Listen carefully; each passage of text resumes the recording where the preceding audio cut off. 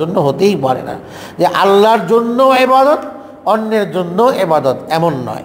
আল্লাহর জন্যই একমাত্র ইবাদত। সাহায্য একমাত্র আল্লাহর কাছেই চাইতে হয়, এমন নয় যে আল্লাহর কাছেও চাবো অন্য কোথাও চাবো, এমন নয়। সাহায্য একমাত্র আল্লাহর কাছেই চাইতে হয়। ওয়া ইয়্যাকা নাস্তাঈন, সূরাতুল ফাতিহাতে এই কথা আল্লাহ তাআলা তাওহীদের শিক্ষা দিচ্ছেন আমাদেরকে প্রতিনিয়ত। ঈমান ইয়াকিন যেন, আল্লাহর প্রতি আস্থা বিশ্বাস যেন শতভাগ শক্তিশালী থাকে। এই জন্য সূরা ফাতিহাতে এই আয়াত আমাদেরকে শিখিয়ে দিলেন, বারবার বলতে থাকো এই কথা, ইয়্যাকা না'বুদু, আমরা আপনারই ইবাদত করি, আপনারও না, আপনারই ইবাদত। মানে ইবাদত একমাত্র উপযুক্ত আপনি, আপনি ছাড়া কেউ নাই। ওয়া ইয়্যাকা নাস্তাঈন, আমাদের যাপিত জীবনে সাহায্যের প্রয়োজন হলে আমরা আপনার কাছেই সাহায্য চাই, অন্য কারো কাছে না। আপনার কাছেও চাই, আরেকজনের কাছেও চাই, এমন নয়। ওয়া ইয়্যাকা নাস্তাঈন, আল্লাহ তাআলা আমাদেরকে তাওহীদ শিখিয়েছেন। এই তোমার আস্থা বিশ্বাস যেন এরকম মজবুত হয়, ব্যর্থহীন কণ্ঠে ইমানের, ইয়াকিনের এবং এই তাওহীদের ঘোষণা তুমি দিতে পারো। আল্লাহ তাআলা বলেন, প্রত্যেক নবীর আপনার পূর্বে যাদেরকে রিসালাতের দায়িত্ব দিয়ে পাঠিয়েছে, সবার কাজ ছিল এটাই যে মানুষের কাছে এই পয়গাম পেশ করো তাওহীদের, এবং আমি একমাত্র উপযুক্ত সত্তা ইবাদতের, আমারই জন্য মানুষ ইবাদত করে।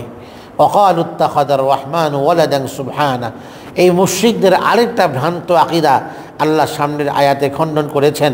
মুশরিকরা বলতো ইত্তাখাযার রাহমানু ওয়ালাদান, রহমান আল্লাহ তাআলা, তিনি আল্লাহর অপর নাম রহমান, রহমান সন্তান গ্রহণ করেছেন, মানে আল্লাহ সন্তান গ্রহণ করেছেন।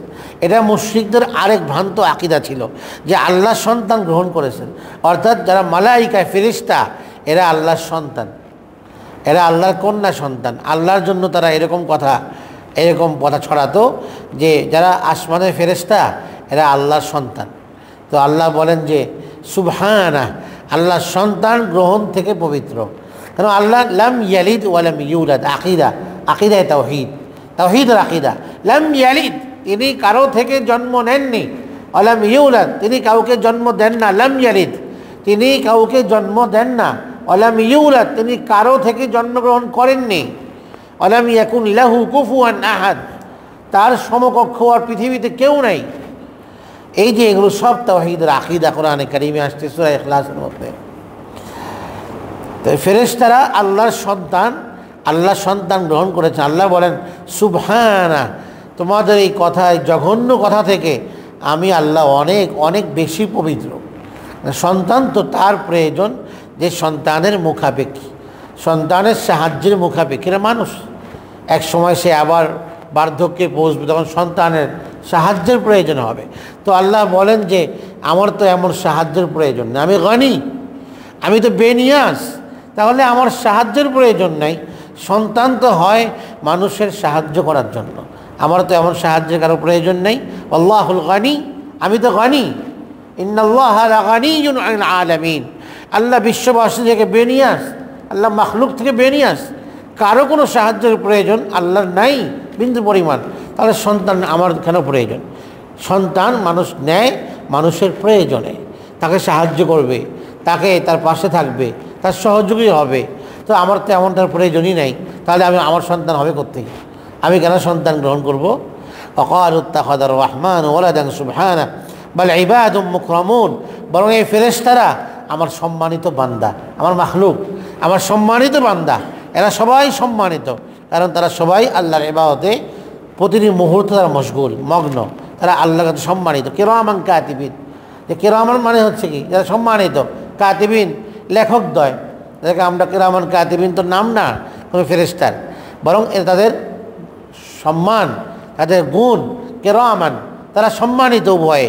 কাতিবিন লেখকদ্বয়, তারা দুই কাঁধে দুই ফেরেশতা মানুষের আমল নামা লেখেন, এরা হচ্ছেন কিরামান, মানে সম্মানিত, এটা তাদের নাম নয়। কোরআনে কারীমের অন্যত্র আল্লাহ পাক বলেছেন অন্য আয়াতের মধ্যে যে ফেরেশতাদের সম্পর্কে আল্লাহ তাআলা সূরা আবাসার মধ্যেও বলেছেন যে কিরামিন বারারা, এখানেও আসছে স্পষ্ট যে সূরা আবাসার মধ্যে আল্লাহ তাআলা বলেছেন কিরামিন বারারাহ, ফেরেশতাদের সম্পর্কে যে এরা পুণ্যাত্মা শ্রেণী, এরা সম্মানিত। ফেরেশতাদের সম্পর্কে আল্লাহ বলেছেন, ওরা বলে যে আল্লাহ কন্যা সন্তান গ্রহণ করেছেন আর সমস্ত ছেলে সন্তান তাদের জন্য। তো আল্লাহ বলেন তারা কেমন বিচার করলো এটা, মা লাকুম কাইফা তাহকুমুন, তোমাদের কেমন বিচার, সব পৃথিবীর কন্যা আমার আর সব ছেলেগুলো তোমাদের। আস্তাফাল বানাতি আলাল বানিন, ওরা বলে ইয়াকুলুনা ওয়ালাদাল্লাহ, আল্লাহ সন্তান জন্মগ্রহণ করেছেন। তো আল্লাহ বলেন যে না না, মিথ্যা কথা, ইন্নাহুম লাকাযিবুন, তারা সব মিথ্যাবাদী, ঘোর মিথ্যাবাদী এই কথার মধ্যে। আস্তাফাল বানাতি আলাল বানিন, আল্লাহ তাআলা মেয়েগুলো গ্রহণ করলেন সে সন্তান না নিয়ে তোমাদের কথা অনুযায়ী। মা লাকুম কাইফা তাহকুমুন আম লাকুম সুলতানুম মুবিন, কোনো প্রমাণ তোমাদের কাছে আসে যে আল্লাহর সন্তান আছে? কী প্রমাণ তোমাদের কাছে আসে, কী দলিল? ফাতু বিকিতাবিকুম ইন কুনতুম সাদিকিন, সত্যবাদী হলে প্রমাণ নিয়ে আসো যে আল্লাহর সন্তান আছে, আল্লাহ সন্তান গ্রহণ করেছেন। হ্যাঁ, ওয়াজআলু বাইনাহু ওয়া বাইনাল জিন্নাতি নাসাবা ওয়ালাকাদ আলিমাতিল জিন্নাতু ইন্নাহুম লামুহদারুন, জিনদেরকেও তারা বলে। তো আল্লাহ বলেন জিন তো আমার মাখলুক, এরাও তো উপস্থিত হবে, এদেরও কাজের হিসাব নিকাশ হবে। তো আল্লাহ বলেন যে ফেরেশতাদের সম্পর্কে এই কথা বলা যে আল্লাহ সন্তান গ্রহণ করেছেন, সূরা তাহার মধ্যে মারিয়ামে গিয়েছে এই কথা যে লাকাদ জিতুম শাইআন ইদ্দা, এমন এক জঘন্য কথা তোমরা বললে আল্লাহ সম্পর্কে, এমন এক মিথ্যা কথা যে এই মিথ্যার ভারত্ব এত বেশি, তাকাদুস সামাওয়াতু ইয়াতাফাত্তারনা মিন ফাওকিহিন, যে আসমান ফেটে যাওয়ার উপক্রম।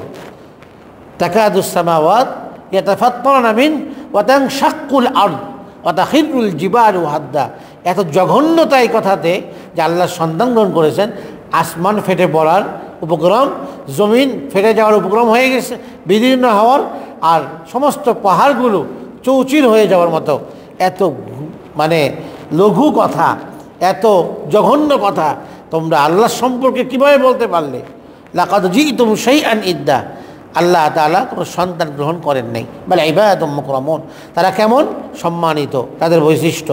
লা ইয়াসবিকুনাহু বিল কওল, কেন সম্মানিত হলো? আল্লাহর হুকুম ফরমা বারদার তারা, এই জন্য তারা আল্লাহর কাছে সম্মানিত। তো বান্দাও আল্লাহর কাছে আমরাও সম্মানী হতে পারবো, সম্মানিত, যদি আমরা আল্লাহর হুকুম মোতাবেক জীবন যাপন করি। লা ইয়াসবিকুনাহু বিল কওল, তারা তো এমন আল্লাহর বান্দা যে আল্লাহর হুকুমের আগে তারা চুপ থাকে, কোনো কথাই বলতে পারে না। লা ইয়াসবিকুনাহু বিল কওলি, আল্লাহর কথার আগে কোনো কথাই বলে না। অহুম বিআমরিহি ইয়ামালুন, আল্লাহর নির্দেশে কাজ করে, আল্লাহর আগে কথা বলে না, আগ বাড়িয়ে তারা কথা বলে না। এই আয়াতে আমাদেরকে শিক্ষা দিচ্ছে, আদব শিক্ষা দিচ্ছে আয়াত আমাদেরকে। কি আদব? যে কোনো মজলিসে যদি কোনো বড় ব্যক্তি থাকেন, সেখানে ছোটদের কথা বলা উচিত নয়, বড়কে কথা বলার সুযোগ করে দেওয়া, এটা হচ্ছে আদব। বড়দের প্রতি সম্মান, শ্রদ্ধা, ছোটরা বলবে না, বলতে বললে বলবে, না হয় চুপ থাকবে। কোনো মজলিসে কোনো আলেম আসেন, কোনো একজন ব্যক্তি কোনো আলেমের কাছে আসলেন কোনো দ্বীনি বিষয়ে জিজ্ঞাসা করার জন্য, সেই বিষয়ে আপনার জানা আছে, তো সেক্ষেত্রে আদব হচ্ছে চুপ থাকা। বরং তিনি যার কাছে আসছেন, প্রশ্ন করেছেন, আলেম সাহেবের কাছে তিনি জবাব দেবেন, তিনি বড় এখানে, তিনি জবাব দিবেন। সেখানে আমার জবাব না দেওয়া, এটা আদবের খেলাফ, আদব পরিপন্থী।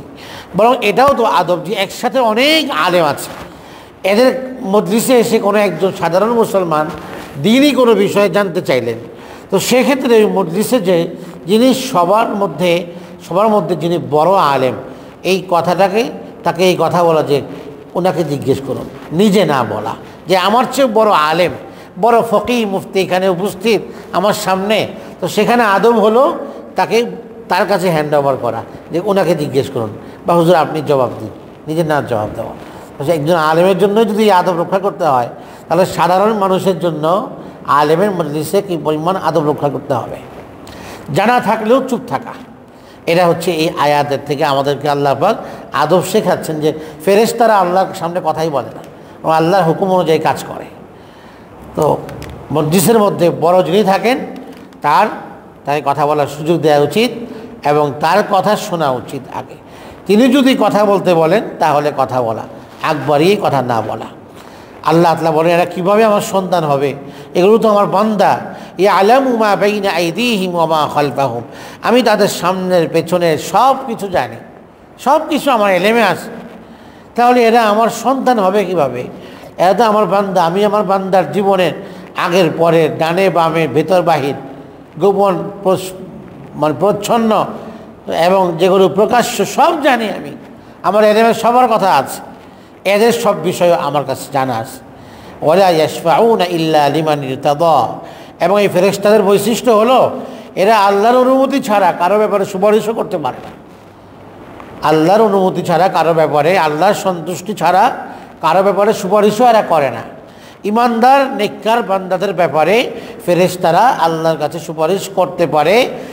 এই মুমিন ইমানদার নেককার বান্দাদের জন্য ফেরেশতারা আল্লাহর কাছে মাগফিরাতের দোয়া করে, এই কারণে যে আল্লাহ তার ওই নেককার বান্দার প্রতি সন্তুষ্ট হওয়ার কারণে ফেরেশতারা আল্লাহর কাছে তার জন্য সুপারিশ করে যে আল্লাহ তাকে আপনি মাফ করে দেন। যে ব্যক্তি হাদিসে আসছে নামাজ পড়ে বসে আছে নামাজের মুসল্লাতে আপন জায়গাতে, ওযু নষ্ট না হওয়া পর্যন্ত ফেরেশতা তার জন্য দোয়া করে আল্লাহুম্মা গফির লাহু, আল্লাহ আপনি তাকে মাফ করে দেন। কেন? এই লোকটা নামাজি আর সে আল্লাহর পছন্দের, এই জন্য ফেরেশতা তার পক্ষে আল্লাহর কাছে সুপারিশ করে। যে অন্য আয়াতের মধ্যে আসছে এই কথা, আল্লাযীনা ইয়াহমিলুনা আল আরশ ওয়া মান হাওলাহু ইউসাব্বিহুনা বিহামদি রাব্বিহিম ওয়া ইউমিনুনা বিহি ওয়া ইস্তাগফিরুনা লিল্লাযীনা আমানু। ফেরেশতারা ইমানদারদের জন্য আল্লাহর কাছে ইস্তিগফার করে। কি দোয়া করে?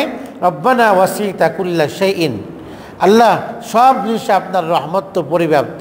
ফাগফির লিল্লাযীনা তাবু, আল্লাহ আপনি তাদেরকে মাফ করে দিন যারা তাওবা করে, পরিশুদ্ধ জীবন যাপনের অঙ্গীকার করে আপনার কাছে ফিরে আসছে, তাদেরকে আপনি মাফ করে দিন। এরকম ইমানদার ব্যক্তি লিল্লাযীনা তাবু এবং ওয়াত্তাবাউ সাবিলাক, যারা আপনার পথ চলা শুরু করেছে, নতুনভাবে আবার নিজের জীবনকে সাজিয়েছে আমালে সালেহার রঙে, এই যারা আপনার পথ চলা শুরু করলো, আল্লাহ আপনি তাদেরকে মাফ করে দিন। ওয়াকিহিম আযাবাল জাহিম, এবং তাদেরকে যে জাহান্নামের আগুন থেকে, প্রজ্বলিত অগ্নি থেকে, আগুন থেকে আল্লাহ এই ইমানদারদেরকে আপনি রক্ষা করুন, নাজাত দান করুন।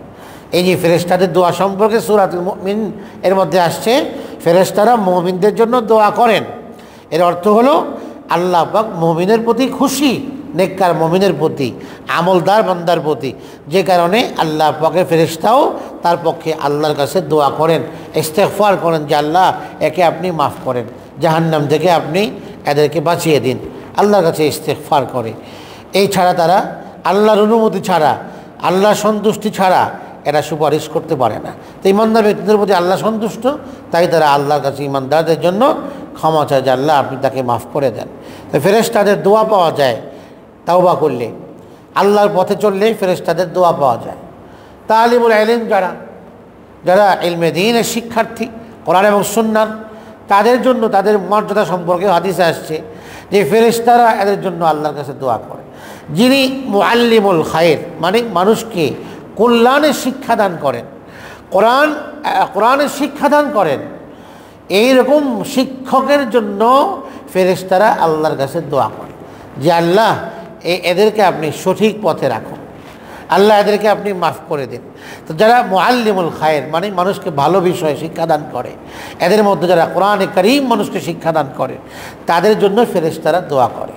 তো ফেরেশতারা আল্লাহর অনুমতিতেই আল্লাহর কাছে বান্দার জন্য সুপারিশ করে। ওহুম মিন খাশিয়াতিহি মুশফিকুন, এবং ফেরেশতারা আল্লাহর সন্তান হয় দূরের কথা, আল্লাহর এমন ভীত সন্ত্রস্ত মাখলুক বান্দা যারা মুশফিকুন, আল্লাহর ভয়ে তটস্থ থাকে, সব সময় আল্লাহর ভয়ে তটস্থ থাকে।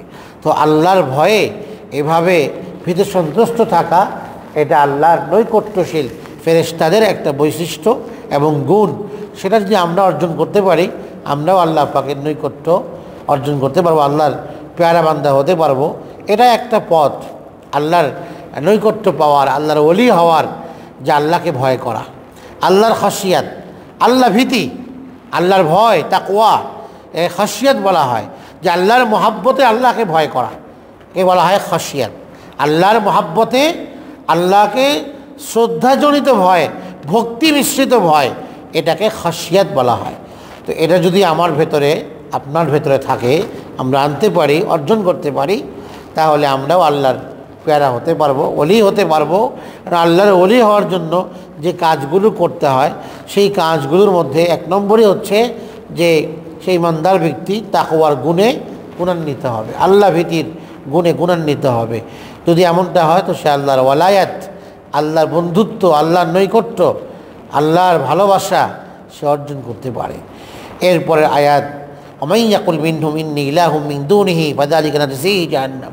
আল্লাহ বলেন যদি কোনো ফেরেশতা, এমন তো বলবে না জীবনেও, যদি মনে করো এই কথা বলে ফেরেশতাদের কেউ যে আল্লাহকে বাদ দিয়ে বলে আমি ইলাহ, কোনো ফেরেশতা এই কথা জীবনেও বলবে না।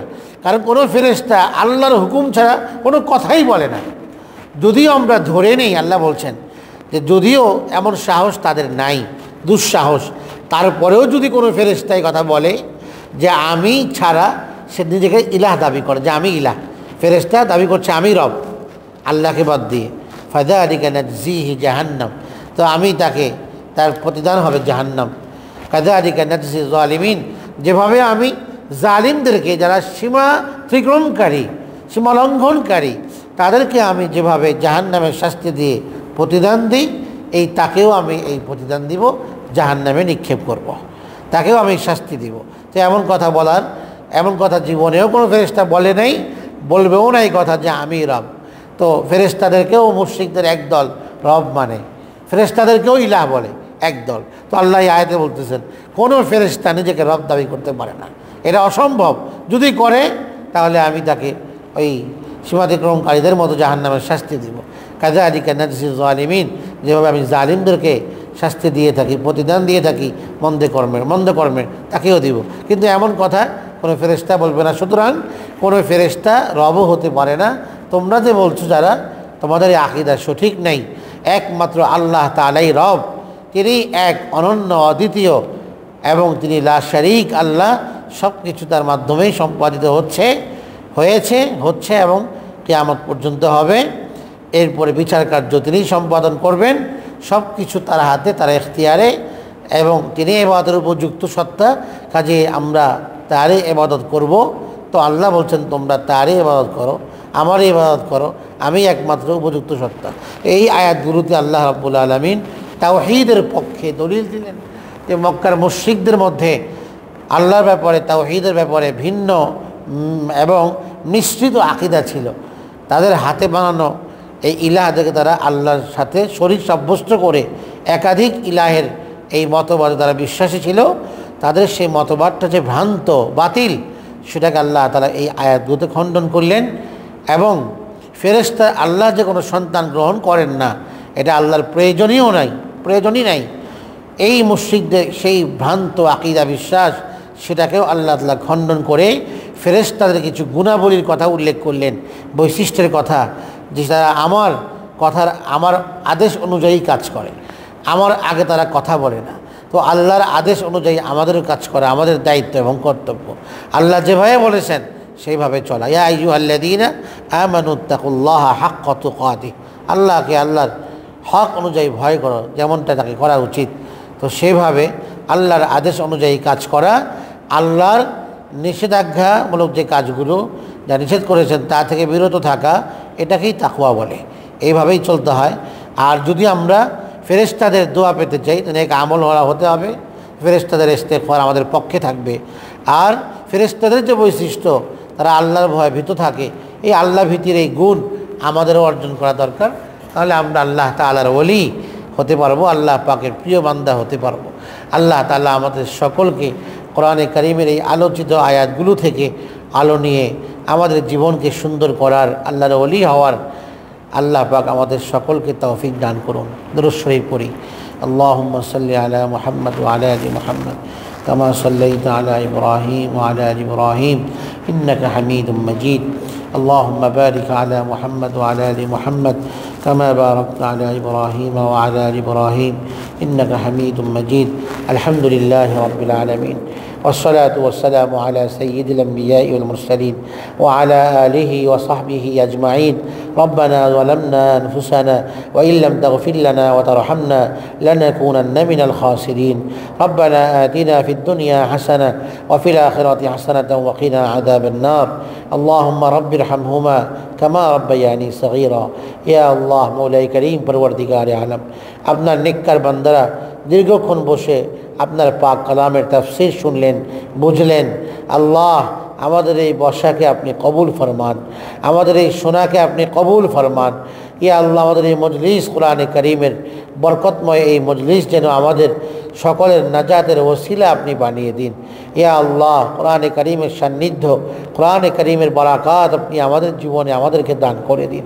আমাদের সন্তানদের জীবনে কোরআনী বারাকাত আপনি দান করে দিন, কোরআনী নূর আপনি দান করে দিন। ইয়া আল্লাহ, কোরআনে করিমকে মোহাব্বত করার, কোরআনে করিমের হক আদায় করবার তৌফিক দান করে দিন। ইয়া আল্লাহ, পরিবারের সকল সদস্যরা যেন কোরআনে করিম সুন্দরভাবে, নিখুঁতভাবে, নির্ভুলভাবে, বিশুদ্ধভাবে পড়তে পারে, তিলাওয়াত করতে পারে। সন্তানদেরকে শেখানোর তৌফিক দান করে দিন। ইয়া আল্লাহ, আমাদের নিজেদেরকেও কোরআনে করিমের শিক্ষা, কোরআনে করিমের তিলাওয়াত, সহি তিলাওয়াত করবার তৌফিক আপনি আমাদেরকে দান করে দিন। ইয়া আল্লাহ, আমাদের আব্বা আম্মাদের ইন্তেকাল করেছেন, তাদেরকে মাগফিরাত নসিব করে জান্নাতবাসী হিসেবে কবুল ফরমান। ইয়া আল্লাহ, যারা অসুস্থ আছেন তাদেরকে সুস্থতার নিয়ামত করে দান করে দিন। ইয়া আল্লাহ, আমাদের মধ্যে যারা অসুস্থ তাদেরকে সুস্থতার নিয়ামত দান করে দিন। ইয়া আল্লাহ, আমাদের মধ্যে অনেকেই অভাবী, বিপদগ্রস্ত, ঋণে জর্জরিত, তাদেরকে ঋণ থেকে উদ্ধার করে দিন। ইয়া আল্লাহ, তাদের জিন্দগির মধ্যে, তাদের রিজিকের মধ্যে আল্লাহ আপনি অনেক বেশি বরকত নসিব ফরমান।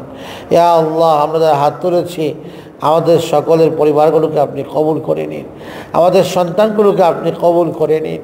ইয়া আল্লাহ, দেশের উপর খাস রহমত নাজিল করে দিন সব ধরনের বালা মুসিবত থেকে।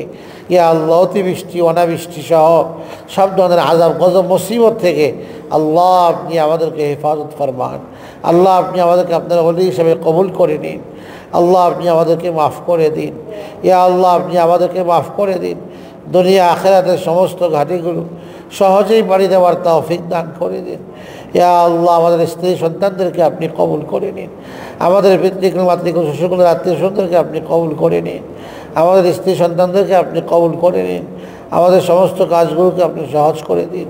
ইয়া আল্লাহ, তাকওয়া, খোদাভীতি, আল্লাহ ভীতির রং এবং গুণ আল্লাহ আপনি আমাদের মধ্যে দান করে দিন। আল্লাহ, আমাদেরকে গুনাহ থেকে বাঁচার তৌফিক দান করে দিন, হারাম থেকে বাঁচার তৌফিক দান করে দিন। ইয়া আল্লাহ, 5 ওয়াক্ত নামাজ জামাতের সাথে যথাসময়ে সঠিকভাবে মসজিদে এসে আদায় করবার তৌফিক আপনি দান করে দিন।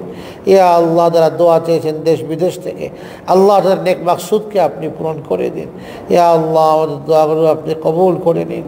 ওয়াসাল্লাল্লাহু তাআলা আলা খাইরি খালকিহি মুহাম্মদ ওয়া আলিহি ওয়া সাহবিহি আজমাইন। সুবহানা রাব্বিকা রাব্বিল ইজ্জাতি আম্মা ইয়াসিফুন ওয়া সালামুন আলাল মুরসালিন ওয়ালহামদুলিল্লাহি রাব্বিল আলামিন।